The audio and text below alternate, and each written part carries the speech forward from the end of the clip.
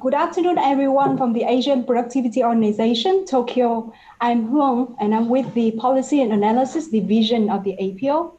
And today, we will continue the series of the APO Productivity Talk, in which we'll be discussing about the latest issues, trends that are impacting productivity and socio-economic development in the region. The topic of discussion today, we believe that it's quite close to each and every one of us, which is how the pandemic of COVID-19 has changed the lives of working women. And we are honored to have with us today the two guest speakers, Dr. Eva Diedrichs, former managing directors of the European Innovation Management Academy of Germany, and Dr. Hiroyuki Fujimura from Hosei University of Japan. Thank you, Dr. Eva and Professor Hiro, for joining us today. Mm-hmm. So in this 1 hour talk today, we will be discussing with the two guest speakers about the impact of COVID-19 on the lives of working women who are already in the labor force or who are going to enter the labor force, and their measures or policy action of the government to mitigate the impacts will also be discussed in this session. And it will be their interactive session. So if you have any comments or any question that you wish to share with the speakers or with the APO, please feel free to give your comments under the live chat. And we will also be starting the first talk by the first question to the expert. And Dr. Hiro, the COVID-19 pandemic is believed to have deepening the pre-existing inequalities to women, both in terms of economics and social lens. So as the expert in terms of human resource management, what do you think are the most challenges to the working woman across Asia? Mm-hmm. I think that there is a shutdown of business in many countries. Then many female workers have part-time jobs in those businesses like restaurant, cafe, and so on. And I think that they are very suffered from this economic shutdown. And now gradually every country has started to recover the economy, but still they have many problems. Yeah. Yes, I believe that you have prepared some material to share with us about the impact of COVID-19 and implication. So can you please share with us? Just a moment. This one. Mm-hmm.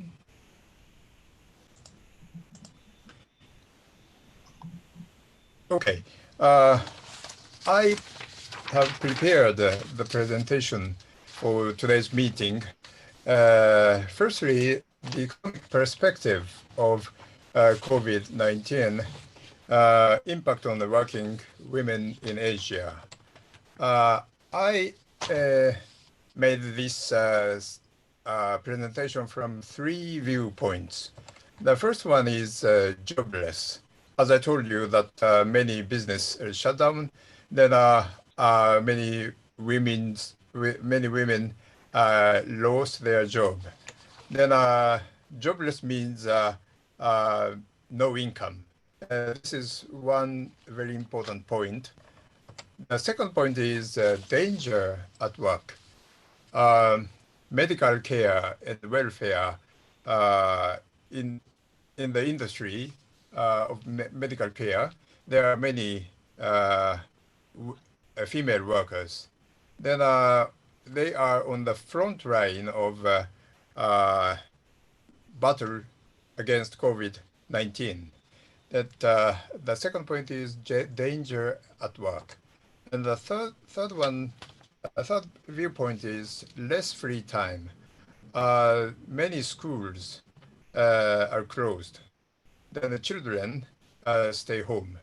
Then parents must take care of their children, but parents means father and mother, but especially mothers take this duty to care children.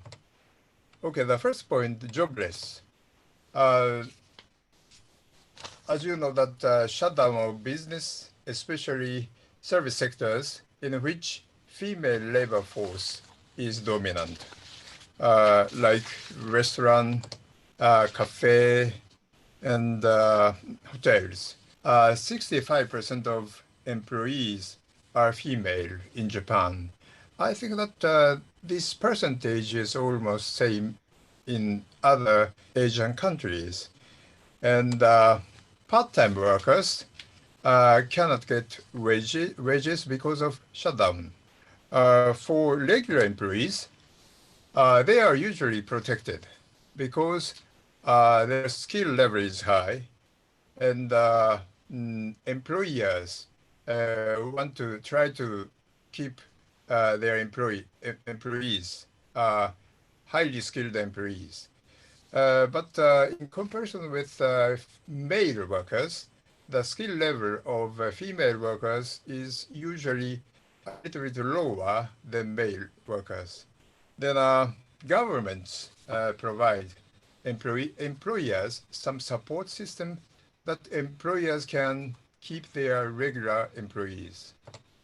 And single mothers are suffering from shutdown of business because most of them have part-time jobs. This is a very serious problems in Japan. I can show you some statistic. This is unemployment rate in Japan, just a female and male, and in December last year and March this year. As you see that age between 25 and 34, in December, the unemployment rate of female workers was 2.2%. But in March, 3.1%. In comparison with male workers, this increase of unemployment rate is much higher for female workers than male workers. And in India, there's a very shocking figures. This is from the newspaper, Asia Nikkei. And then economy shows that unemployment up to 23.5%. Last month means in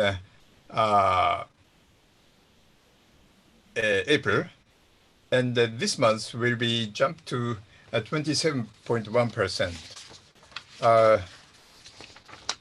Fortunately, the unemployment rate in Japan is not so high, but the job vacancy is declining, and it hits female workers, especially part-time workers. And also, there are many foreign workers in each countries. For example, in Japan, 1.5 million foreign workers work in Japan from China, Vietnam, Philippines, and other Asian countries. And half of them is female workers. And in other countries like Hong Kong, Singapore, and so on, domestic staffs, house care workers, are from Philippines and Indonesia and so on. Then because of lockdown, they cannot move to countries where job vacancy exists. This is also very serious problems for female workers. And the second point is danger at work. According to the WHO, women form 70% of workers in the health and social sector. This percentage is almost same in Japan. Medical care and welfare services are conducted by female workers. And doctors and nurses are frontline workers against COVID-19. And now we have, in Japan, there are many patients of COVID-19 in welfare houses for older people. And these employees, these workers, they always face danger and difficulties to take care of patients. In the Japanese society, some people with a little prudence try to separate them from a community to prevent the spread from infection. Children of those workers also suffer from some discrimination. It is shame for us that we say that those workers, doctors, nurses, and welfare house workers are very important, but not all. Some workers, some people refuse to become a community member, refuse them to become community members. I think this is because this COVID-19 is invisible, and we are afraid of to some infection. Then some people behave in such way. Yes, we in Japan we have a movement that we show thank you to those workers, but there are many different people in the society. And the third point is less free time. School closures have been taking free time from mothers. Children are at home, then the parents, especially mothers, take care of them. Then mothers cannot have time to do something they want. For example, to participate in lectures in which they get new knowledge, or to participate in some community circles in which they can learn something new. Okay, now it is through Zoom or through internet, but I heard it is said that mothers cannot have enough time for themselves to do something which they want. And but daycare centers and after-school clubs are exempt from the closure policy to help parents. This is the case in Japan. Yes, some support to mothers exist, but these supports are not enough. Then I think that we have to construct some system which help mothers, especially female workers, to have enough time to do something they want. Yes, this is my presentation, and thank you very much for your coordination. Yeah. Thank you. Thank you, Professor Hiro. Thank you for your highlighting about the situation on the jobless and increased danger situation in the female-dominated industry. And it's not surprising with the statistic you were giving, but it's somehow still worrisome because with the figures of increasing from 1 digit to double digits in India and the increase of 1% in Japan, is very, very much worrisome for the future, I think. And Dr. Eva, then what about the situation in Europe? What are the difficulties that the working women there are facing? And do you think that is different from the Asia? Thank you very much for giving me the floor. And I would like to share my screen. I try to, at least. Can you see? Not yet. Not yet. Okay.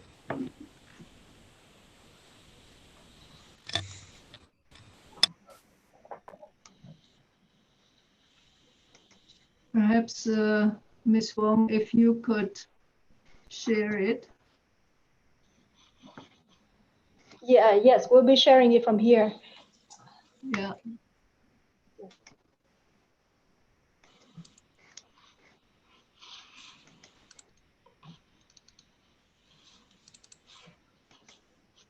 Is it visible?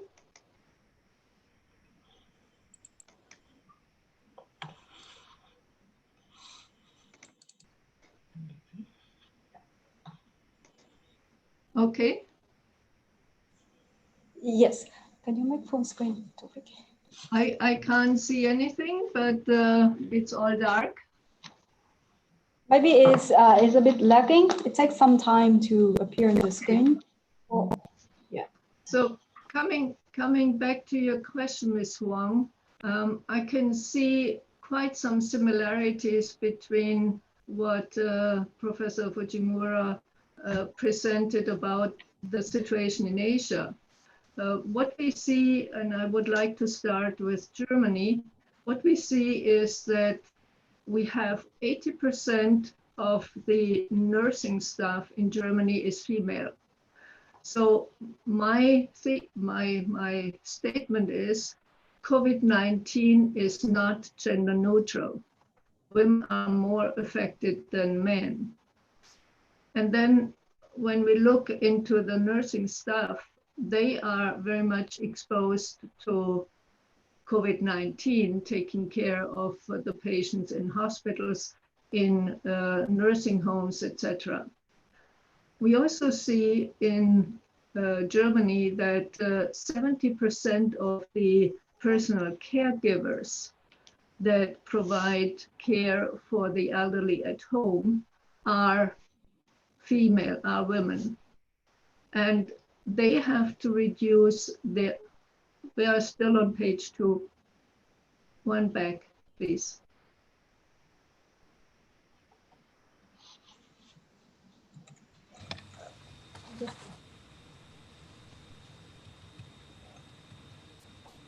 Previous slide, previous. Backwards. Yes. So we have 70% of those who provide care for people at home. And on a global scale, as Professor Fujimura mentioned, we have 60% of employees in the tourism sector. Now, when you think of tourism and what happened to this sector currently across the world, it's a decline and shutdown and loss of jobs for many of those women. What does this mean for women in Europe? Similar to what Professor Fujimura mentioned, the job requirements are the same, and when we move on the next page, we see that women have to fight and ensure that they maintain their productivity as they are providing it during their normal job in their offices, in their jobs at their employers. They also mean to provide the same quality, but children do not adhere to schedules for video conferencing, etc. So that's the challenge to master, to struggle with both childcare and job requirements. And a lot of time is invested with video conferencing, with maintaining relationships with customers, business partners, and colleagues. On the other side, the children need to be taken care of. If they are stuck at home without their playmates and schoolmates, it is the mother who has to take care of stimulating their creativity. If the children have to stay at home, it is the mother who has to offer some physical exercise while being confined in homes with limited space. So the stress level increases, and the mother are usually those who have to reduce the stress level again. And finally, the mothers are expected to supervise homeschooling. Now think of those parents who might not have the same level of education that they are expected their children to reach. So what is the reaction? The women usually reduce their working hours or even give up their jobs completely. And they are compromising on their health by not getting enough sleep, also mental health, getting stressed. And as Dr. Fujimura said, it's especially tough for single mothers. We see that many of them move back to their parents.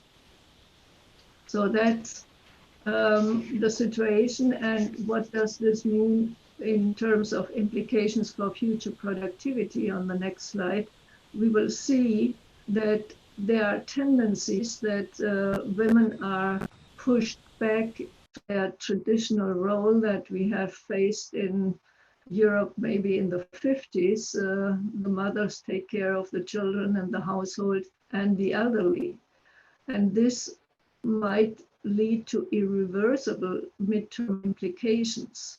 If we reduce the share of full-time working women, then of course productivity declines also. If part-time working women might not have any job in the future as the sectors suffer severe unemployment, it's again a decline in productivity.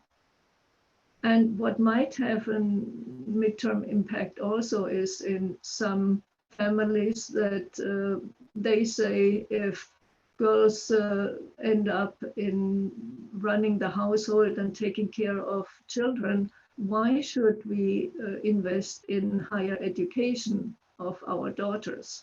So it's again the risk of differentiating between what should the boys get in terms of education, what should the girls get in education. And when I was at school, there were still German families saying, I don't want my daughters to end up with a higher education because they get married anyways and take care of their children. So that means if women lose their jobs or go in part-time, that means less funding when they are old and they are retired. That's another midterm implication, that these people then need to be supported by public support. But we also see that there are longer term implications when we move to the next slide that are again irreversible. When we look at the children and including the daughters, that means it is very difficult, and that is also supported by research, that children who have missed schooling for several weeks have difficulties to catch up with this missed knowledge.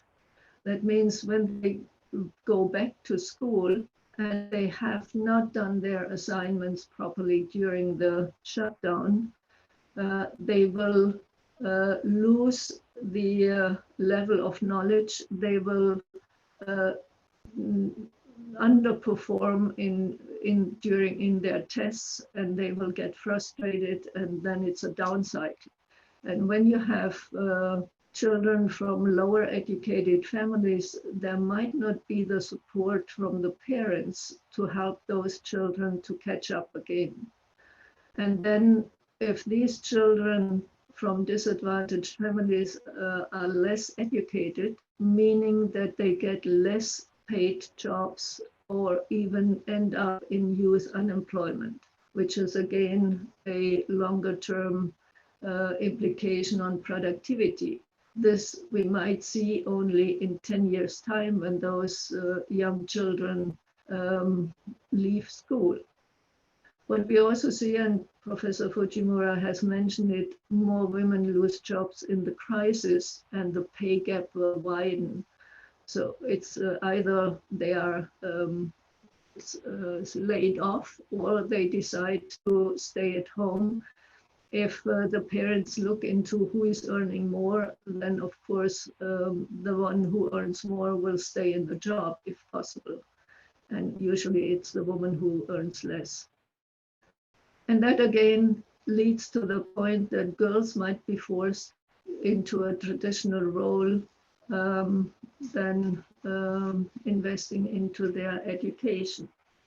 With here, I would like to stop and give the floor back to you, Ms. Huang, for questions that might have come up from the audience.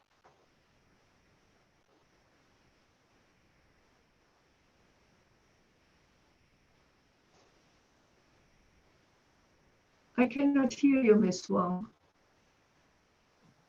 Thank you, Dr. Eva, for sharing your about the social impact of COVID-19 to working women. And even though it's titled as social impact, but we can see it's closely related to the economic impact that Professor Hiro was introducing earlier. And it seems that no matter where are we right now, the situation is somehow identical. And you also highlighted about the irreversible implications to the future of productivity, and from the point of the organization working on productivity. And personally, I can't agree more about that. And you also highlight that with the lower participation of women in the labor force and the educational divide, the pay gaps is somehow won't be a negative impact to the long term of productivity growth. So we have received a few questions from our viewers, and the first one is very, very interesting one, and I guess is little related to the topic, but the audience want to hear the view of expert. The question is, lately, due to the COVID-19, the coronavirus divorce in quoted is increasing. So is there any good preventive solution? And as the expert, can you address the question? I will start first with Professor Hiro. I'm sorry that I couldn't understand the question. Would you please repeat it? Yeah. Yeah, let me repeat it. So lately, due to the COVID-19, the term coronavirus divorce is increasing. Is there any good preventive solution for this?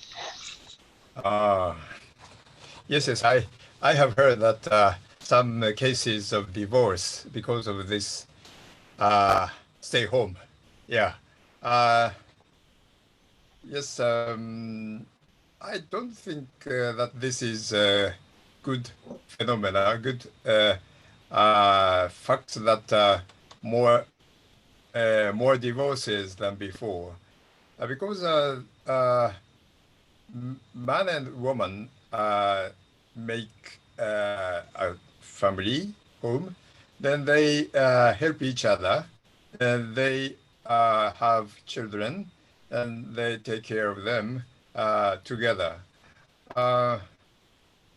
Yeah, I can understand that to stay together longer, we can see bad points of partners. But yeah, I don't think that this is a good trend, that because of COVID-19, more divorces. This is my opinion. Yeah. Yeah. Thank you, Dr. Fujimura.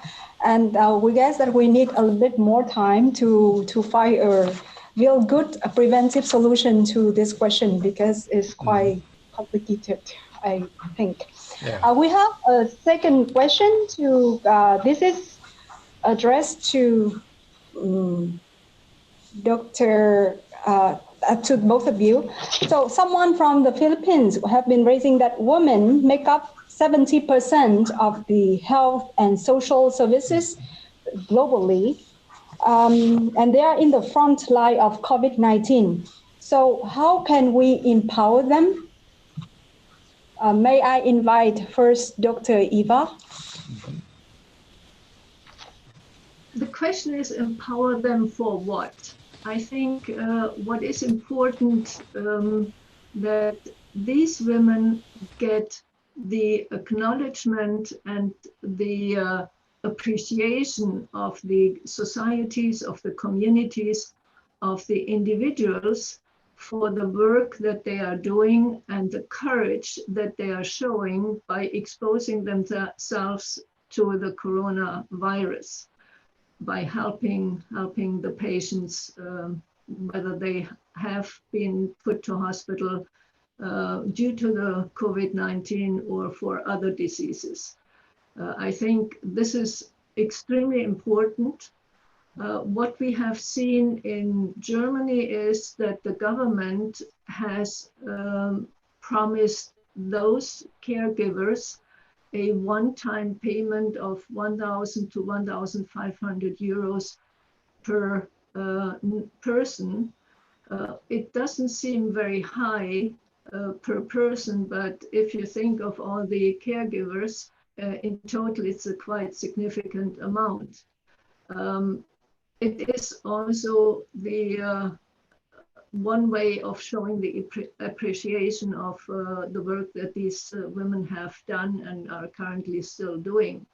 The other thing is the non-financial demonstration of appreciation, meaning that, for example, the politicians show that they know about the work that has been done and about the risk that these people have taken. It is about the bosses of these women, that, and many of them are not female. That's the interesting stuff. That these bosses then also show the appreciation by helping them to master the challenge of taking care of the patients and at the same time taking care of the families. So, for example, in Germany, the schools and for kindergartens, they have special opening out. They are shut down. In the meantime, they have opened, but during the peak, they were shut down, and there were a kind of emergency service for children of these caregivers, so that they could do their job while at the same time the children are taken care either at school or in kindergarten. Thank you, Dr. Eva. So to recap for your answer is there should be a financial and non-financial support provided to the working women who are in the front line against the COVID-19. And we have plenty of questions that come from the viewers. So may I just invite one speaker at a time to address the question? So I'm coming next to another question, and this one is especially addressed to Dr. Eva, and is from Ms. Seema Joshi from India. What measures you suggest to build a gender-inclusive economic response and recovery? Have you heard the question? How many days do I have to research, and how many days do I have to provide the answer? A quick answer for now, and we can follow up later. I think it's the way you set up these programs. What I see very much is that it is top down. The programs have been developed top down. And I think involvement of those who are affected is very important to come to solutions that will make a difference. And what I also see, and this is a bit my background, is that the COVID-19 is an opportunity to enter into innovative ways of solving problems. And it's again an interesting way to say we take COVID-19 as an opportunity to change things, to do them in a more innovative way, so that we come up with solutions that we have not thought about in our traditional way of handling those challenges. That would be advice in a short nutshell. Yeah, I hope that this short answer at the moment will somehow sufficient to Ms. Joshi. And do you have any further thought on this, Professor Hiro? Just very quick one. Mm-hmm. I think that this shutdown or lockdown, we are experiencing new type of communication. Yes, it existed, this kind of mutual communication through internet, but okay, one example is my duties in a business school. I gave lectures face-to-face style, but this school year, at the beginning of this school year, from April, I have to give lectures to students through this internet. Then at the beginning, I felt that some kind of inconvenient, but now I'm accustomed to do to give lectures in this way. Then I think that this technology gives many opportunities to not only with female but also male to participate in higher education, even though they live in some small towns and so on. Then I want to see always I want to see this some good point when we are in a difficult situation. Yeah, this is my opinion. Okay, thank you so much for your quick response. And we have another few questions, but it's somehow relating to the second part of your materials today. It's about the support from the government to mitigate the negative impact of the COVID-19 to working women, both in social and economic the sufferings. So I would like to give back the floor to Professor Hiro to share what are the measures that have been undertaken by the government of Japan to address these issues at the moment. Okay, I have prepared this one. Yes. Yes, and I hope that the next PowerPoint of Professor Hiro will be addressing the question from Fiji viewer that what strategy was used in Japan to help secure female employment? And there's another similar question from is an anonymous question. Globally, women's personal finances are weaker than men's. Their position in the labor market is less secure. So what economic crisis response measure should be considered? So I hope that his next presentation will be answering to these two questions. Yeah, okay.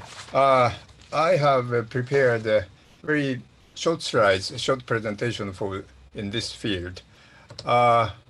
This is policy measures to support working women from governments.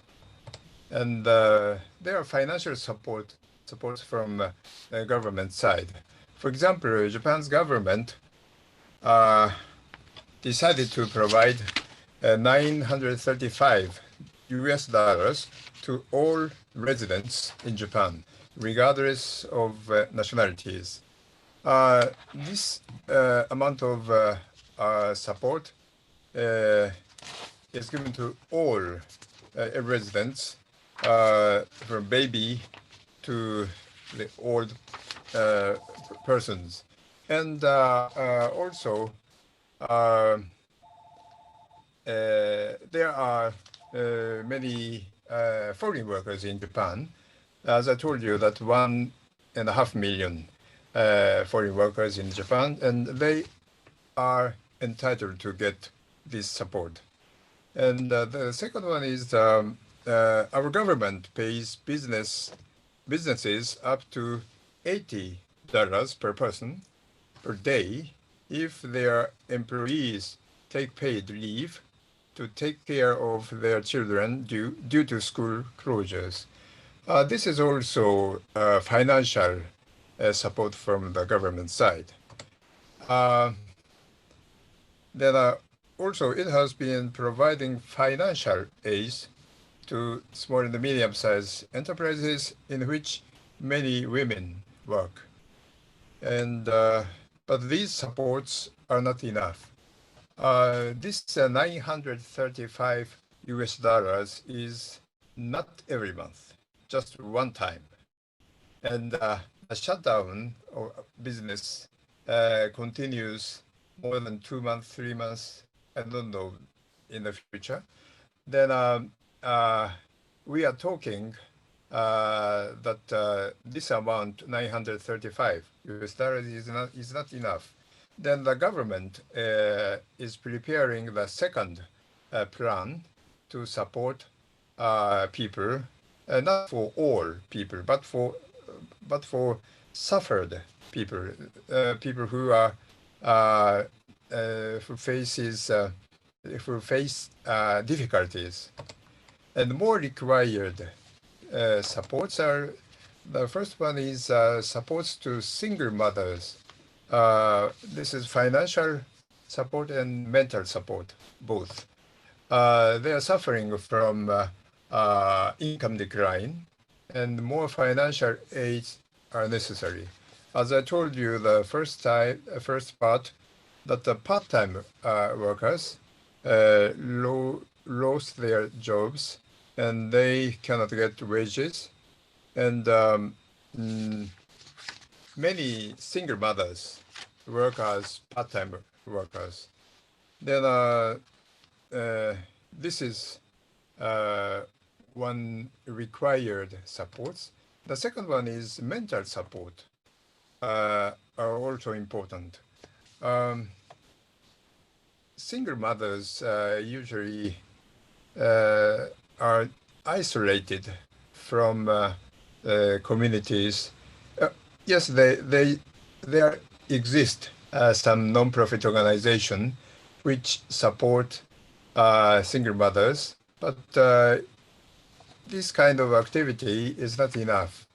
Then more and more support from both financial side and mental side are important. And the second point is to provide opportunities for training to women. If they have high skills and abilities, they can get permanent jobs with job security and sufficient income. Unfortunately, the skill level, in average, the skill level of female workers is lower than male workers, partly because the female workers had less opportunity to participate in training programs.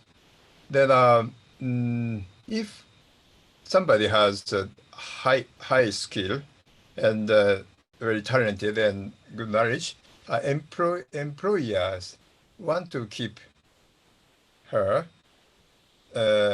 even though the some kind of recession. Then this training program for women is more and more important after recovering this after recovering from COVID-19. This is my presentation. Okay.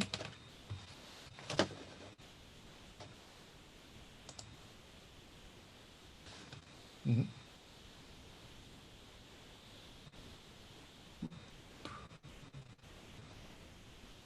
I'm sorry, I can't hear you.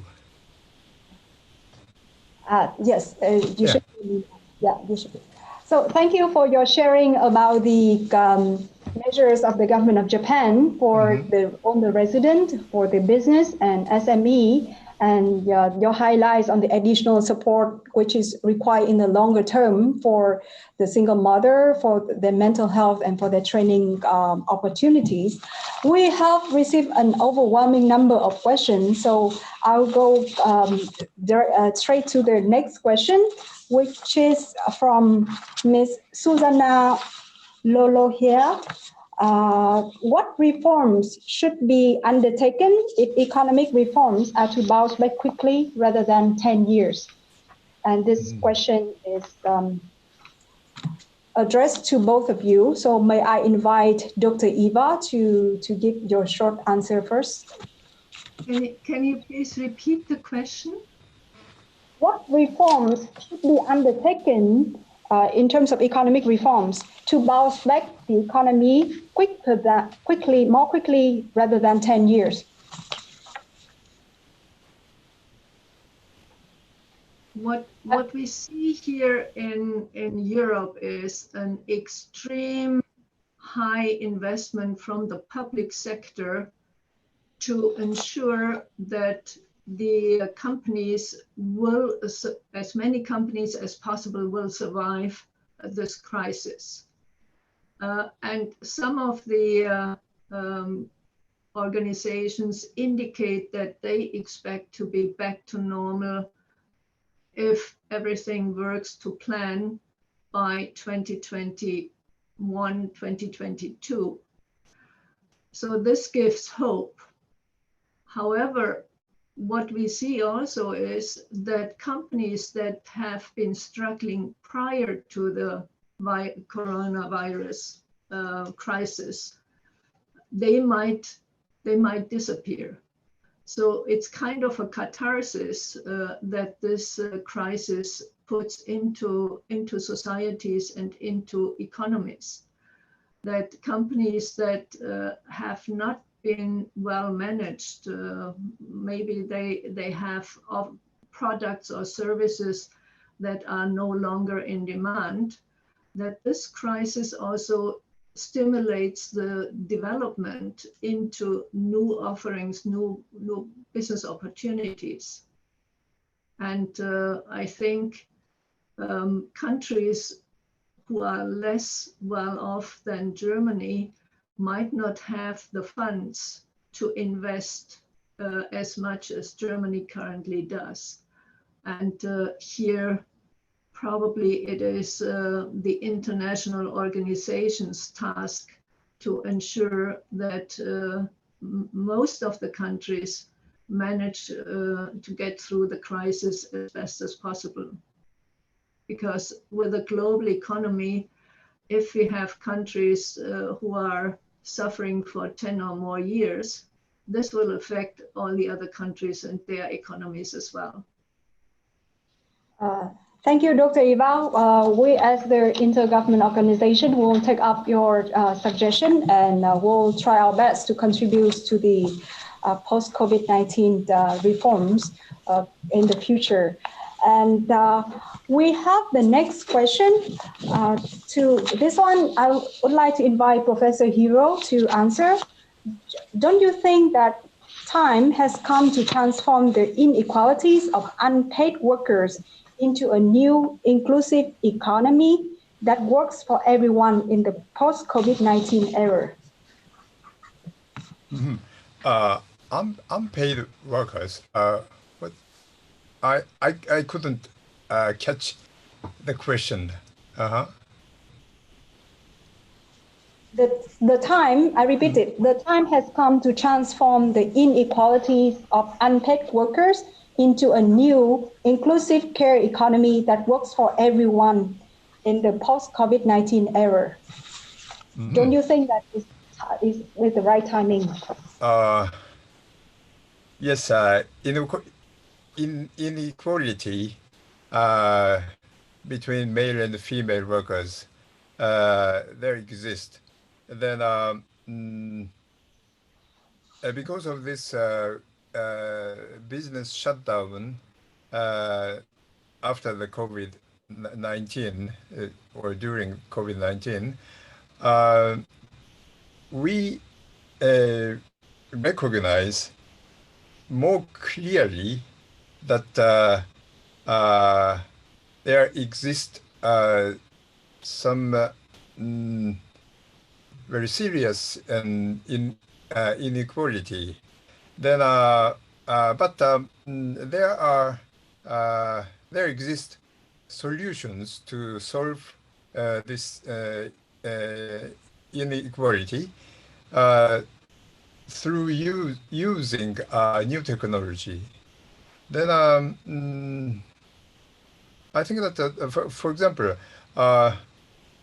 in Japan, now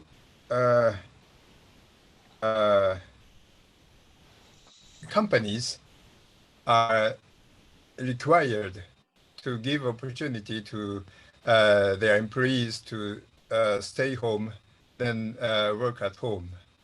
Then many small and medium-sized companies thought that it is impossible to do telework for their employees. But they had to start work at home, and now they recognize that there are solutions to do their duties through internet and so on. Then I think that this COVID-19 gives us many chances to reorganize our lives, our working lives. Then I think that we had better take these problems as a starting point to solve problems in the future. Is it okay?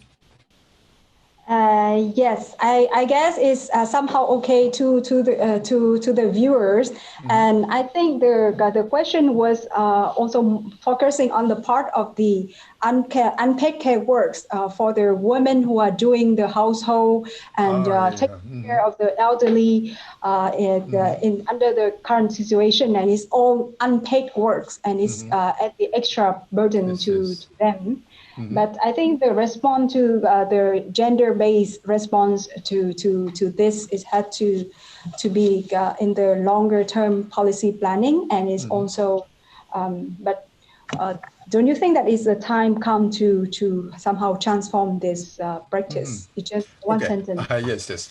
I give you one interesting information that husbands have recognized that housework is very difficult. Husbands stay home, and husbands take care of children and some houseworks. Then they recognized that housework is very difficult. It is much easier to go to a company to work. And I think that this is very interesting point. Yeah. Yeah, thank you for your answer. It's like I have few colleagues in the same room, and they are also reflecting on this as well. And I hope is helpful to the audience who posed that question. And we have another similar question. How can we make this crisis an opportunity? This one is about their industry. To re-evaluate the value of healthcare, education, and retail jobs. This has been historically under-evaluated, which result in low income to female in this sector.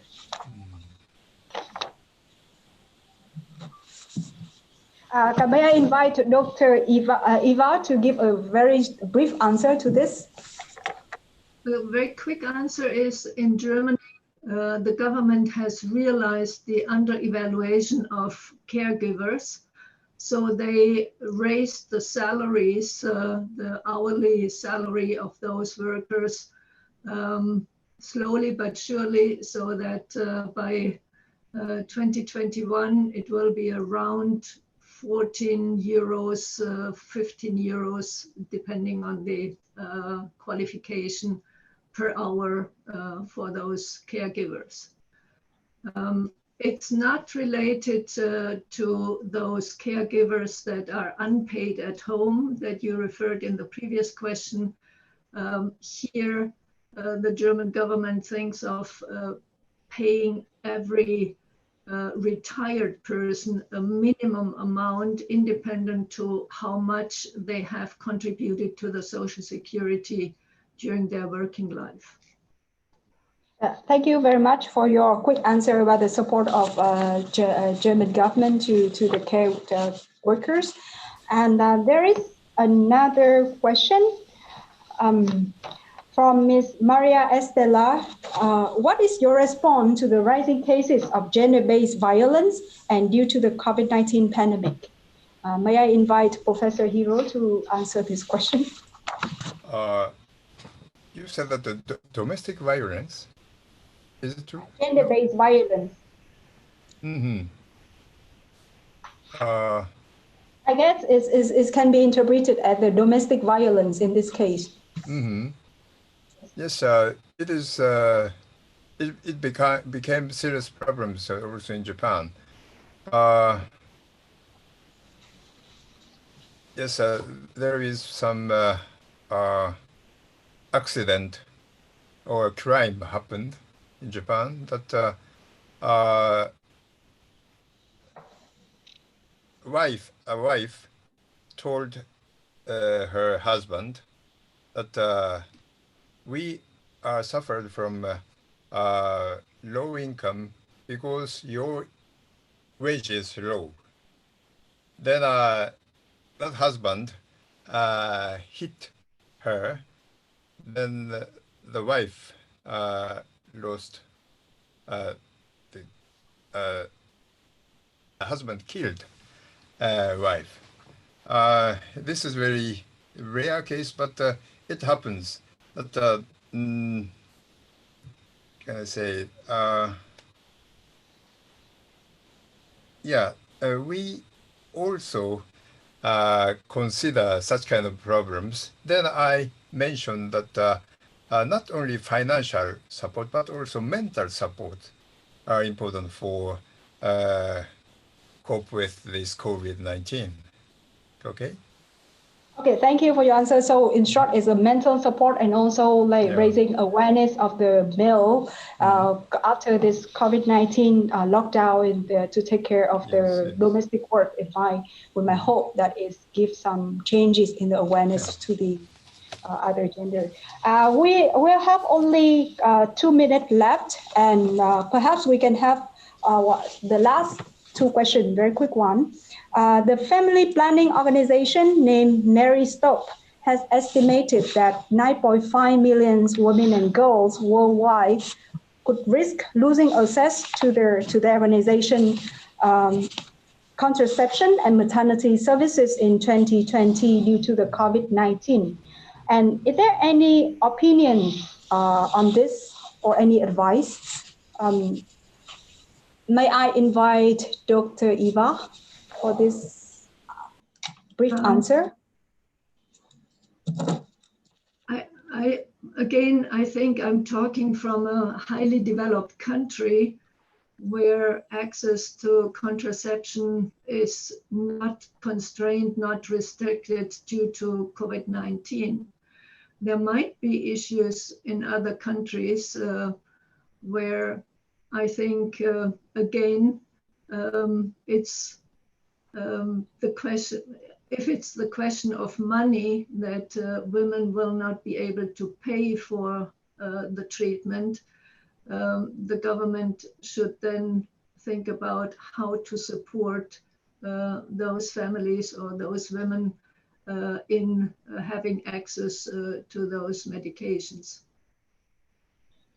So in short, it might be the financial support from either the government or from their other nonprofit organization to have. There is a healthcare system in place that it's covered by the healthcare system. Right. Yeah. Thank you for your brief and very informative answer. And we have the last question. And this year, it marks the 25th anniversary of the UN 4th World Conference on Women. So how can governments to recommit to the principle that women have the same right to men? And I would like Dr. Hiro to answer this question very briefly. Mm-hmm. I'm sorry that the internet situation is not so good. Then I couldn't hear your question. The first part. Mm-hmm. This year it marked the 25th anniversary of the 4th UN World Conference on Women. So how can the governments can recommit to the principle that women have the same rights to men? Mm-hmm. It's a very okay. There are 2 points. One point is to prepare law system to become equal men and women. But this is one condition. The second one is practices means men must change their way of thinking. And then women can get equal right, equal position as men. But it is very difficult to change way of thinking of men. But this is continuous effort for the society, I think. Yeah, it should be a continuous and long-term effort because changing the mindset it takes rather a long period of time to do that. So there's 1 hour has passed very quick, and we have received an overwhelming number of questions. And we would like to thank our viewer for your very engaging participation in this talk. And we're really pleased to see that. And since we cannot address all of your questions within this 1 hour session. So perhaps if you leave your comments under the video on YouTube, we will convey to the expert and we'll get back to you within the next 2 weeks time. And if you have any other ideas for the APO to conduct other talks on the impact of COVID-19 or in general about the productivity issues, you're welcome to share with us in this platform as well. And we'll be delighted to know on that. So I would like to thank our 2 guest speakers today, Professor Hiro and Dr. Iba, for your time and for your very informative and insightful sharing to their audience. And personally, it's like I learned a lot from this discussion as well. And for the final word is the working women are being hit very hard by the pandemic, but in the long term, to get the situation recover and to get their improved situation for the pending problems for the working women, we need the concerted effort of all the parties, but it should be led by the governments because even now the business are struggling to maintain their service. So with that in mind, we'll continue to work with our member governments to figure out what are the possible policy implications and action to support all our member countries, and especially women, working women, and young girls who are going to enter the labor force. So thank you very much for your time today, our viewers and our two speakers. We look forward to seeing you in the next productivity talk. Thank you. Thank you. Bye.